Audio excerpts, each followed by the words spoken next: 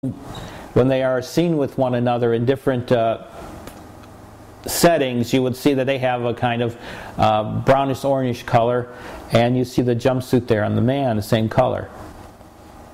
Now, Lyrans were the first to set up galactic human societies. Lyran society is divided mainly into 12 clans. The Lyrans have the same size and appearance as the Sirans, as we just said. The Lyrans are noted as being great diplomats and scientists. The first human star nations, of course, are from the Lyran constellation. Now, the next group is the Pleiadian humans. Now, the Pleiadians are noted for their blue color, which you see here in their jumpsuit. And once again, the same thing is happening. You have a woman with a healing instrument and the man with a scientific instrument. Now, if you were to look at them, they are similar to us in everything, except that their ears are a little bit more forward. So, Pleiadian females would look to us like tall women on this planet. They're roughly around 5'9", 5'10", 6 foot tall. The men would look like tall humans on this planet that are male. They'd be roughly around 6'2" to maybe 6'6". And as you can see, they would have the same body shape and length and everything as humans on this planet. Pleiadian society mirrors the Lyran and the Andromedan models. The Pleiadians were first settled by Andromedan Lyran colonists some 400,000 years ago. In appearance, as I said, Lyrans are slightly taller than most Earth humans, but they can walk around and would not be noticed. Pleiadians have a love of spiritual science and of galactic history. They are the great historians of the galaxy. Now, the next ones are, of course, the Sirians, and I've described them to you many, many times before. The Syrian women, and this is a traditional Syrian dress. Actually, the dress would be a lot sheerer, but we did it this way. So they are, of course, their main colors are purple and gold. And these Syrian jumpsuits, as you see in the male here, are white. The males are, once again, as I just said with the Lyrians, they're 7 feet tall. The women are a little over 6 feet tall, to 6.5 feet tall. Sirans adopted a unique model of galactic society which features a 6-clan system. Sirans are considered one of the taller types of galactic humans. As I said, the males are over 7 feet tall. Sirius B is one of the most spiritual galactic human societies. It is one of the greatest energy points in our galaxy as well.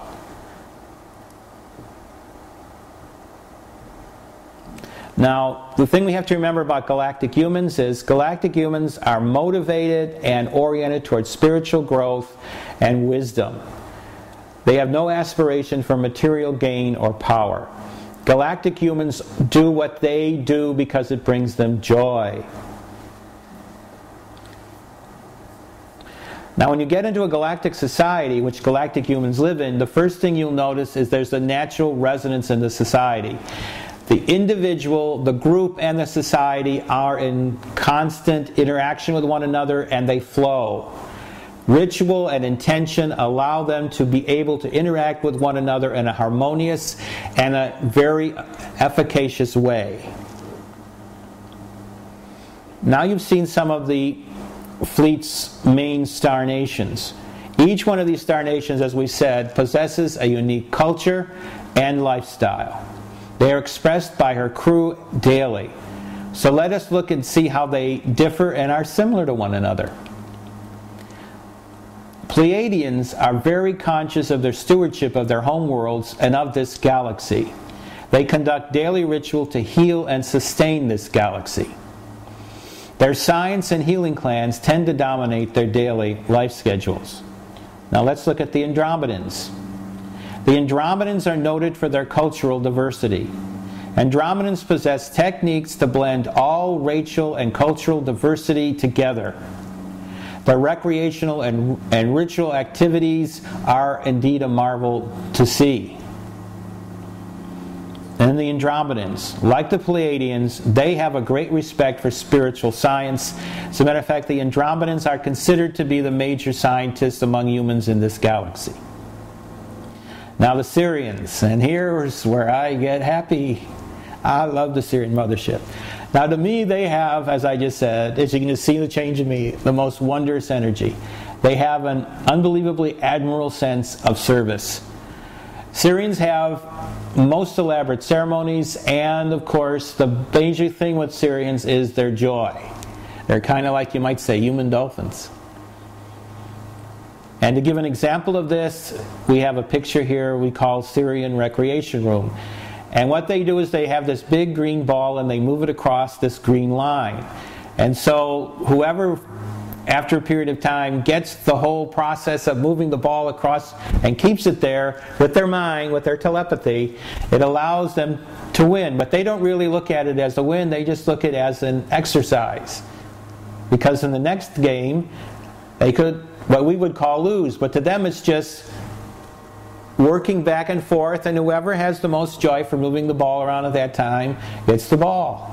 As a matter of fact, the Syrians will even, on the other side, will even let them, help them move the ball to that line if they feel that they're being more joyous about it. So now that we've seen about galactic humans, we've seen that they have long lifestyles, we've seen basically what they look like, we've talked about their differences among the different motherships in the fleet, let's now look at the inner Earth persons. Here's one of the Agarthan humans. Their favorite color when they're represented among different star nations is green. They love green. That's why this planet is sometimes called the blue-green world, and that's why they adopted green as their color.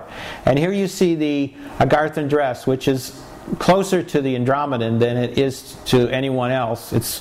The dress is a little bit longer. Now all these dresses we have there as a color, but actually they're more diaphanous, so we didn't do that, but we just wanted to give you an idea what it looks like.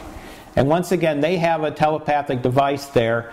The Agarthans are a little more scientific than the Lyrans are, but they also like to have more joy, like the Syrians. So the Agarthans are a wonderful combination of all these different groups.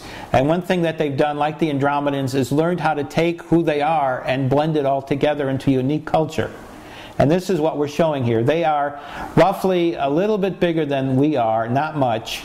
But they can, because they are galactic humans, they can size themselves down. So the next time you see someone that's in joy and you feel a really wonderful energy about, or you may see someone and they suddenly disappear, you may have seen another Agarthan rocking around, asking themselves, what are we doing? And preparing themselves for contact and for our metamorphosis into galactic humans, preparing the way, you might say, through their study and their basic notes that they're taking about how we live, how we act, how we think, etc., how we interact with one another.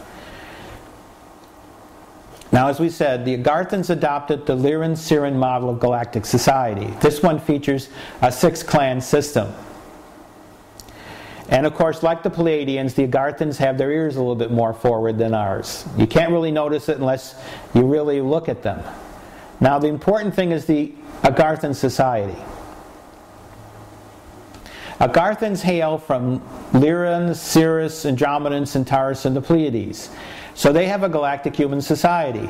And if you were to look at their society, as you see here, it's based upon the Lemurian ruling council of 12.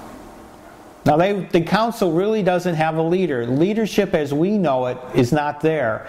They have what they call fluid group dynamics. That means that when any one group has a talent for something, that is a task they're doing, they go forward and they do it, and they're supported by everyone else. The same thing with the Lemurian ruling council.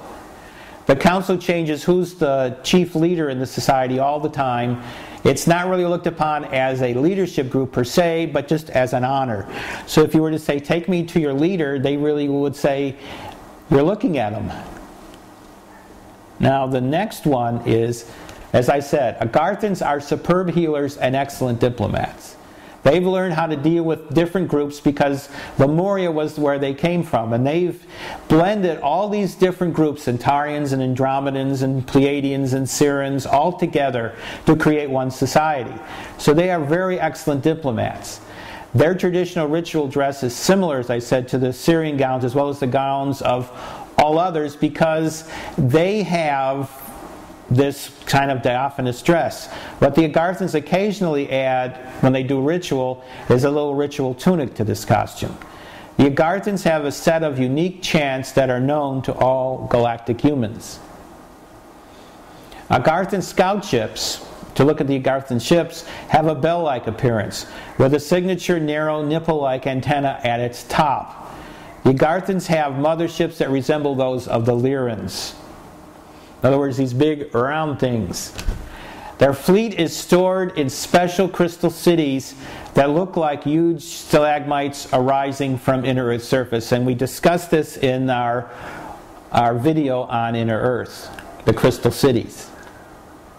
So here you see an Agarthan scout ship. And you can see how it has that bell-like shape.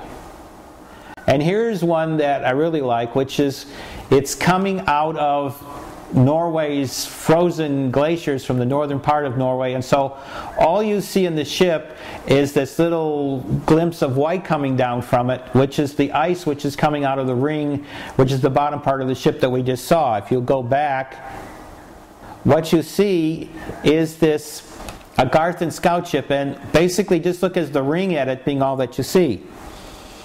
So this is the Agarthans, and these are the galactic humans that compose the fleet and inner Earth.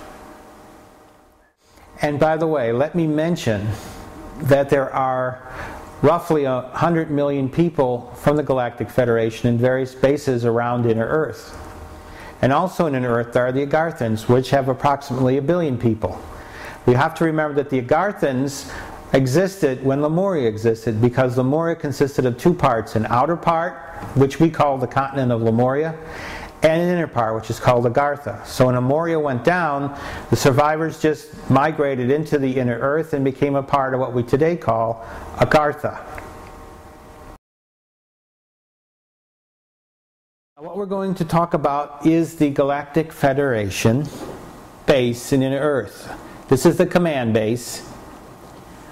It is located next to the capital city of Shambhala, and if you look at this map we have here, which is called Inner Earth Base, you will see that you have this huge crystal city 400 miles down from Lhasa, the capital of Tibet, and next to it is the Galactic Federation command base. Now the command base is shaped, as you can see here, like a giant outer geode, as you might call it, like a giant crystal rock. And it is huge. It's over 50 miles across. Now if you look at the base, you would see that it is basically divided into 5 major sections. So I'm gonna kind of skip back and forth here so you can get an idea what we're talking about. And you will see that the top section are the hangars. The next section is the command center itself. Then we have the upper living quarters, we have the lower living quarters, and the recreational and ritual centers. So just remember now, this is 5 levels. Now how did they create this? As it says here, using advanced holography, the command base is transformed into a 5-level city with no evidence of being inside a rock or cave. So this area was basically created, first of all, out of nowhere, using holography, using these machines that they have,